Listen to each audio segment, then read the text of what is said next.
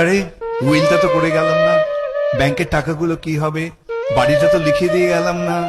হ্যাঁ, আর আমি চলে গেলে আমার ছেলে মেয়েদের কি হবে, আমার স্ত্রীর কি হবে।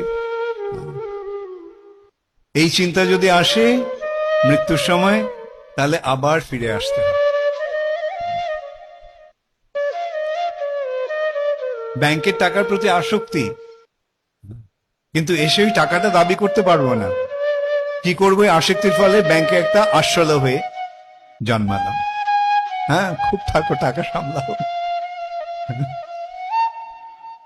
অথবা সাপ হয়ে ওই ভিত সামলাচ্ছি। যাই হোক, মূল কথা হচ্ছে যে এইটি হচ্ছে ভক্তের মনোভাব।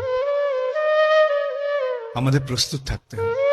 যদি মনে হতে পারে আরে উইলটা তো করিনি, ঠিক আছে, সেটা যদি হয় তাহলে উইলটা করে রাখো, যাতে মৃত্যুর সময় উইলের কথা না মনে হয়। মৃত্যুর সময় যদি চিন্তা না আসে আরে এটা তো ওকে দিয়ে গেলাম না, ওর কি হবে, এর কি হবে, হ্যাঁ, সেগুলো মৃত্যুর সময় চিন্তা করার দরকার নেই। যদি চিন্তা এসে থাকে তাহলে আগে ওগুলো সব গুছিয়ে নাও।